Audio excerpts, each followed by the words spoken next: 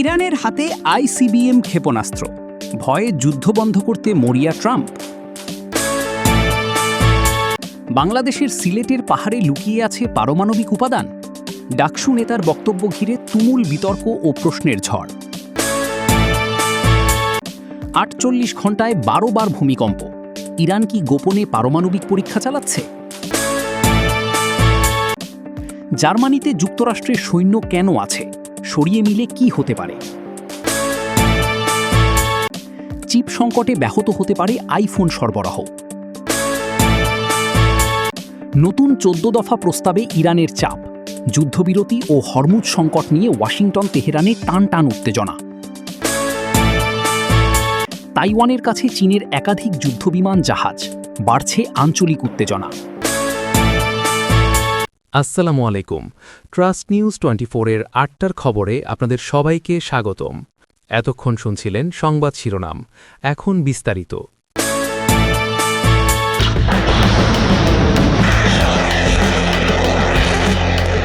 ইরানের হাতে আইসিবিএম ক্ষেপণাস্ত্র, ভয়ে যুদ্ধ বন্ধ করতে মরিয়া ট্রাম্প। বাস্তবতা, বিশ্লেষণ ও ভূ রাজনৈতিক প্রেক্ষাপট। মধ্যপ্রাচ্যকে ঘিরে দীর্ঘদিন ধরেই উত্তেজনা বিরাজ করছে। বিশেষ করে ইরানকে কেন্দ্র করে যুক্তরাষ্ট্র, ইসরায়েল এবং পশ্চিমা বিশ্বের সঙ্গে এক জটিল সম্পর্ক তৈরি হয়েছে। সাম্প্রতিক সময়ে একটি আলোচিত দাবি হল, ইরানের হাতে নাকি আন্তঃমহাদেশীয় ব্যালিস্টিক ক্ষেপণাস্ত্র আইসিবিএম পৌঁছে গেছে। আর এই কারণেই নাকি যুক্তরাষ্ট্রের সাবেক প্রেসিডেন্ট ডোনাল্ড ট্রাম্প যুদ্ধ এড়াতে মরিয়া হয়ে উঠেছেন।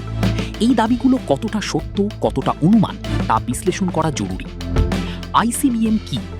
আইসিবিএম বা ইন্টারকন্টিনেন্টাল ব্যালিস্টিক মিসাইল হলো এমন ধরনের ক্ষেপণাস্ত্র যা সাধারণত ৫৫০০ কিলোমিটারের বেশি দূরত্বে আঘাত হানতে সক্ষম।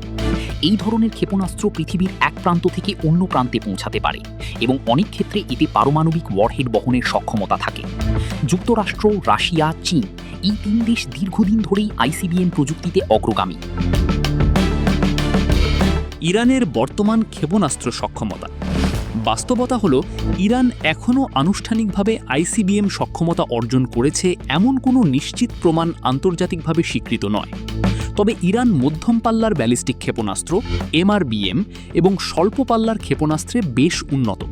তাদের শাহাব, সেজ্জিল, খোররাম শহর সিরিজের ক্ষেপণাস্ত্রগুলো ২০০০ কিলোমিটার বা তারও বেশি দূরত্বে আঘাত হানতে সক্ষম বলে বিভিন্ন বিশ্লেষণে উল্লেখ করা হয়েছে। এখানে গুরুত্বপূর্ণ বিষয় হল, আইসিবিএম তৈরি করা শুধু ক্ষেপণাস্ত্র বানানো নয়, বরং উন্নত গাইডেন্স সিস্টেম, পুনঃপ্রবেশ যান, রি-এন্ট্রি ভেহিকেল এবং উচ্চ ক্ষমতার জ্বালানি প্রযুক্তি প্রয়োজন। এই প্রযুক্তিগুলো এখনও খুব সীমিত কয়েকটি দেশের হাতেই রয়েছে। তাহলে আইসিবিএম নিয়ে আলোচনা কেন? ইরানের মহাকাশ কর্মসূচি, স্যাটেলাইট লঞ্চ প্রোগ্রাম অনেক সময় সন্দেহের কারণ হয়ে দাঁড়ায়। কারণ স্যাটেলাইট উৎক্ষেপণের জন্য ব্যবহৃত রকেট প্রযুক্তি অনেকাংশে আইসিবিএম প্রযুক্তির সঙ্গে মিল রয়েছে। উদাহরণ হিসেবে বলা যায়, একটি স্যাটেলাইটকে কক্ষপথে পাঠাতে যে ধরনের মাল্টি স্টেজ রকেট ব্যবহৃত হয় তা ভবিষ্যতে আইসিবিএম তৈরির ভিত্তি হতে পারে।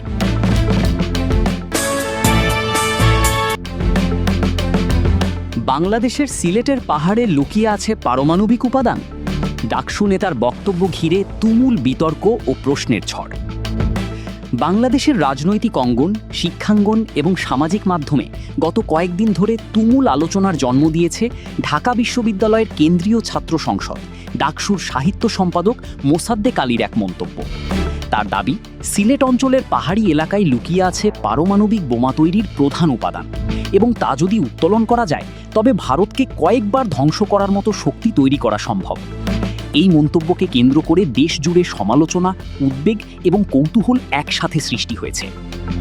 মোসাদ্দেক আলী সম্প্রতি এক অনুষ্ঠানে বক্তৃতা দিতে গিয়ে বলেন, বাংলাদেশের সার্বভৌমত্ব এখন আগের যে কোনো সময়ের চেয়ে বেশি হুমকির মুখে। আমাদের প্রতিবেশী রাষ্ট্র কথায় কথায় পারমাণবিক হামলার হুমকি দেয়, অথচ তারা জানে না সিলেটের পাহাড়ে যে ইউরেনিয়াম মজুদ আছে তা যদি আমরা উত্তোলন করতে পারি, ভারতকে অসংখ্যবার ধ্বংস করার সক্ষমতা তৈরি হবে। তিনি আরও যোগ করেন, তিনি কোনো ধ্বংস বা যুদ্ধ চান না, বরং বাংলাদেশের এমন একটি সরকার দরকার যা মৌলভীবাজারের কুলাউড়া অঞ্চলের পাহাড়ি এলাকা থেকে ইউরেনিয়াম উত্তোলনে সক্ষম হবে। তার বক্তব্য ছড়িয়ে পড়ার সঙ্গে সঙ্গে সামাজিক মাধ্যমে ব্যাপক প্রতিক্রিয়া দেখা দেয়। কেউ তার বক্তব্যকে অত্যন্ত দায়িত্বহীন বলে আখ্যা দিয়েছেন, কেউ বা এটিকে অবাস্তব এবং সামরিক উত্তেজনা সৃষ্টিকারী বলে মনে করছেন।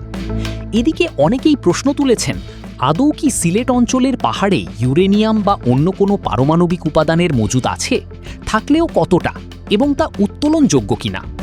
মোসাদ্দেকের মতে, আন্তর্জাতিক অঙ্গনে বাংলাদেশের সার্বভৌমত্ব নিয়ে যেসব হুমকি-ধমকি শোনা যায়, সেগুলো মোকাবিলায় দেশের অভ্যন্তরীণ সম্পদ সম্পর্কে সচেতন হওয়া জরুরি। তিনি বলেন, বিদেশি শক্তিগুলো কথায় কথায় পারমাণবিক হুমকি দেয়, অথচ তারা জানে না বাংলাদেশেও মূল্যবান খনিজের সম্ভাবনা আছে। কুলাউড়া পাহাড়ে ইউরেনিয়াম নিয়ে বিদেশি শক্তিগুলো খোলাখুলি আলোচনা করেছে। তিনি জানান, 2012 সালে ঢাকায় সফরকালে যুক্তরাষ্ট্রের তৎকালীন পররাষ্ট্রমন্ত্রী হিলারি ক্লিন্টন কুলাউড়ায় সম্ভাব্য খনিজ সম্পদ, বিশেষ করে ইউরেনিয়াম নিয়ে মন্তব্য করেছিলেন।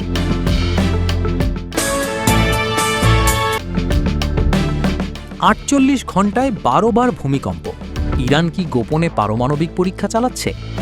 সম্প্রতি মধ্যপ্রাচ্যের দেশ ইরানে মাত্র 48 ঘন্টার মধ্যে 12টি ভূমিকম্পের ঘটনা আন্তর্জাতিক মহলে ব্যাপক আলোচনার জন্ম দিয়েছে।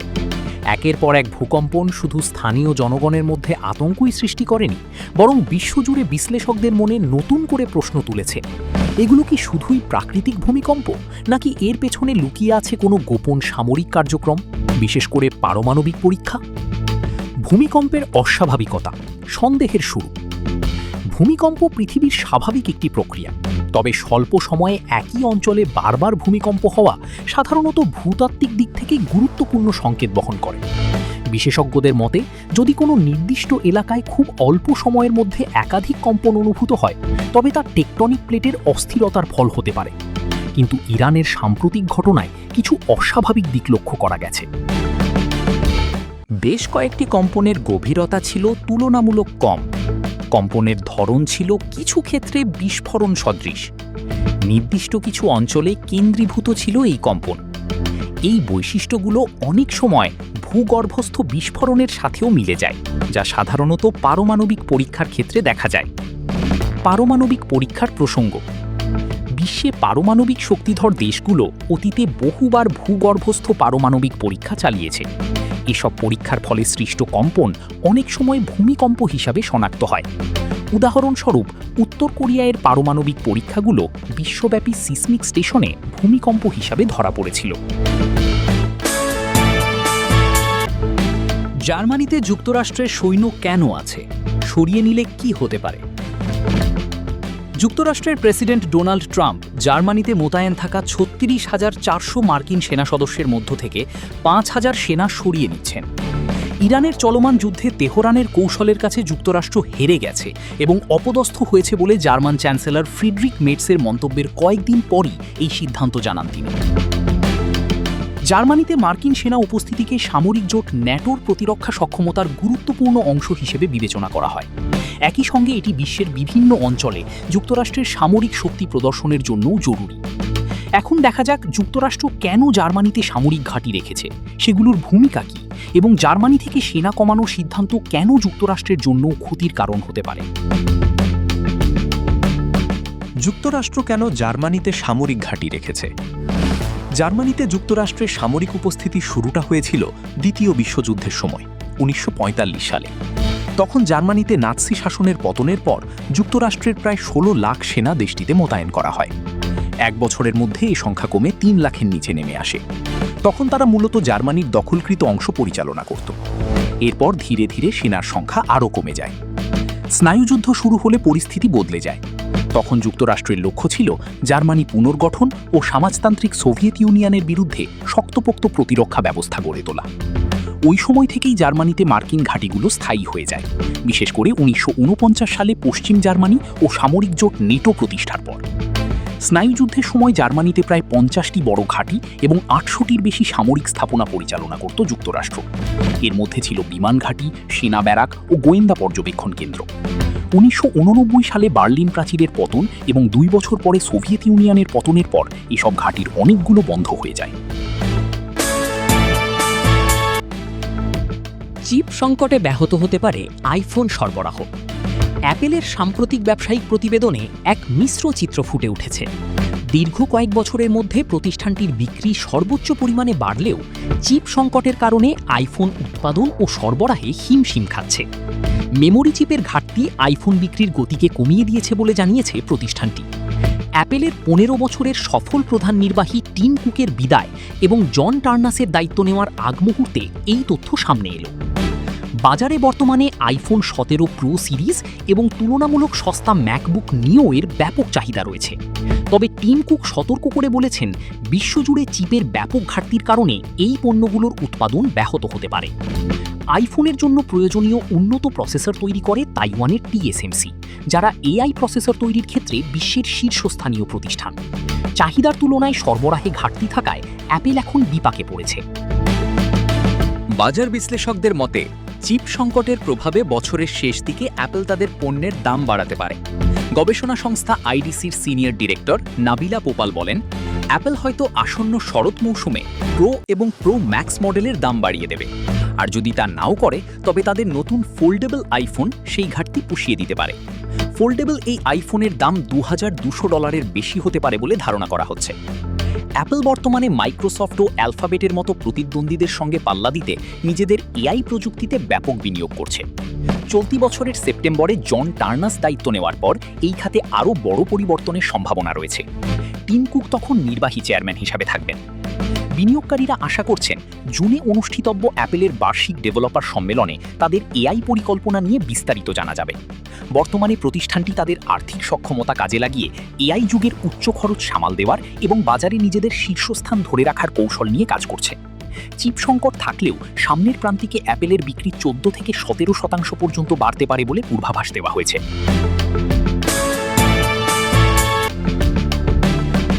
ইরানের নতুন 14 দফা প্রস্তাব ঘিরে তুমুল আলোড়ন।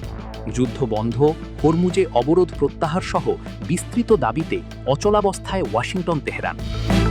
মধ্যপ্রাচ্যের অস্থির রাজনৈতিক পরিস্থিতিতে নতুন করে উত্তাপ ছড়িয়েছে ইরানের পক্ষ থেকে যুক্তরাষ্ট্রের উদ্দেশ্যে পাঠানো একটি 14 দফার প্রস্তাব ঘিরে। পাকিস্তানের মধ্যস্থতায় পাঠানো এই প্রস্তাবকে এখন আন্তর্জাতিক কূটনৈতিক মহলে বিশেষ গুরুত্ব দিয়ে দেখা হচ্ছে, কারণ চলমান যুদ্ধবিরতির মধ্যে এই প্রস্তাবই নির্ধারণ করতে পারে দুই দেশের ভবিষ্যৎ সংঘাত অথবা সম্ভাব্য শান্তি প্রক্রিয়া। তবে ইরান যে কঠোর শর্তের ভিত্তিতেই আলোচনায় ফিরতে চায় তা নতুন করে স্পষ্ট হয়ে উঠেছে। ইরান ও যুক্তরাষ্ট্রের মধ্যে প্রথম দফার আলোচনায় ইসলামাবাদ ইতোমধ্যেই মধ্যস্থতাকারীর ভূমিকা পালন করেছে। প্রায় 21 ঘণ্টার টানা আলোচনার পরও কোনো সমাধান সূত্র বের হয়নি। তবুও পাকিস্তান ক্রমাগত চেষ্টা চালাচ্ছে দ্বিতীয় দফার বৈঠক আয়োজনের। কিন্তু ওয়াশিংটন ও তেহরানের রাজনৈতিক অবস্থান এতটাই সংকুচিত যে নতুন কোনো তারিখ এখনও ঘোষণা হয়নি। এই পরিস্থিতিতেই তেহরান নতুন করে পাঠালো একটি কঠোর ও বিস্তৃত 14 দফার প্রস্তাব, যা মূলত 3টি ইস্যুকে কেন্দ্র করে তৈরি: আঞ্চলিক সামরিক উত্তেজনা, ইরানের অর্থনৈতিক সংকট এবং হরমুজ প্রণালীর নিয়ন্ত্রণ। ইরানের 14টি দাবি স্পষ্টভাবে যা যা আছে: 1. যুদ্ধ সম্পূর্ণভাবে শেষ করতে হবে। ইরান স্পষ্ট জানিয়েছে, বর্তমান যুদ্ধবিরতি নয়, বরং স্থায়ীভাবে যুদ্ধ বন্ধ না হলে কোনো আলোচনা সম্ভব নয়। 2. হরমুজ প্রণালী থেকে মার্কিন অবরোধ সরিয়ে নিতে হবে। মার্কিন নৌবাহিনীর নিয়ন্ত্রণমূলক উপস্থিতি ও অবরোধ প্রত্যাহার দাবি করেছে ইরান। 3. লেবাননের সামরিক অভিযান বন্ধ। যুক্তরাষ্ট্র বা তার মিত্রদের মাধ্যমে লেবাননে কোনো ধরনের হামলা চলবে না, এটি ইরানের অন্যতম জোরালো দাবি।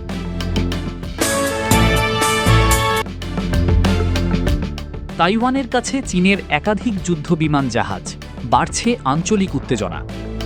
তাইওয়ান প্রণালী আবারে এক অস্থিতিশীল নিরাপত্তা পরিবেশের মুখোমুখি হয়েছে। মাত্র একদিনে প্রায় 30টি চীনা যুদ্ধবিমান এবং একাধিক যুদ্ধজাহাজ শনাক্তের দাবি করেছে তাইওয়ান সরকার। একই সময়ে ফিলিপিন্সের উত্তরে যুক্তরাষ্ট্র ও ফিলিপিন্সের যৌথ সামরিক মহড়া শুরু হওয়ায় এশিয়া প্রশান্ত মহাসাগরীয় অঞ্চলে নতুন করে ভূ-রাজনৈতিক উত্তেজনা তীব্র হচ্ছে।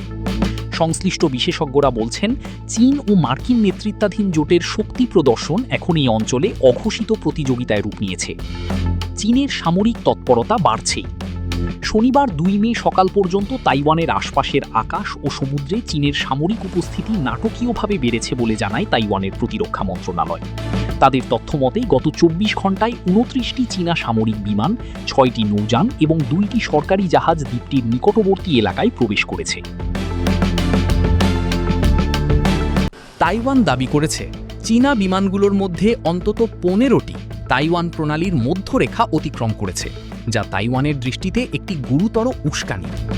এসব যুদ্ধবিমানের বেশিরভাগই দ্বীপটির উত্তর, মধ্য এবং দক্ষিণ পশ্চিমাঞ্চলীয় এয়ার ডিফেন্স আইডেন্টিফিকেশন জোনে এডিআইজেডে প্রবেশ করে নিয়মিত টহলের মতো আচরণ প্রদর্শন করে। তাইওয়ানের সেনাবাহিনী পাল্টা প্রস্তুতি হিসাবে নিজস্ব বিমান, নৌযান এবং ক্ষেপণাস্ত্র প্রতিরক্ষা ব্যবস্থা সক্রিয় করেছে।